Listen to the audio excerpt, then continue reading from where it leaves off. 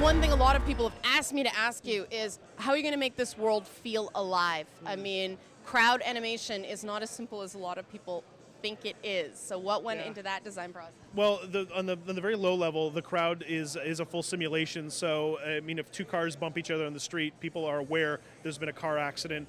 Okay. A person, if you pull your gun out on the street and somebody sees you walking with an assault rifle, they're going to panic and they're going to try to leave the area. Now, another civilian could be walking by that and they would see somebody panicking. If they could see them, they would see them panicking, and they would be curious, why is that person panicking? And then that civilian would then try to, like we all would, we try to figure out what's the source of that's causing that. So at a very low level, that's kind of how it works. Now, how many different characters on screen at the same time can you do that with?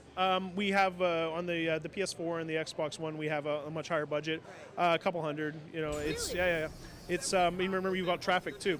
On top of all of that simulation, you've got a traffic simulation as well too. You've got to be able to get cars to follow traffic directions, drive on the right side of the street, not crash into each other all the time. Now that sets a super high bar, because the minute something doesn't seem real, you're going to get player dissonance, right? Yeah. So when did you hit the point where it's just a game? Well, to be fair, we were a little bit obsessed about how far we would go with it. We started really early. Usually when a team was working on a civilian system for a game, they spend a lot of years working on their main character and a lot of years working on their AI and figuring out what the cool thing is going to be.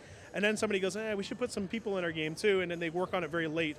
We actually started from day one because we want, and how we were able to convince the team to do this is because the civilians are the gameplay. So as you're walking down the street, you're going to see people's profile information.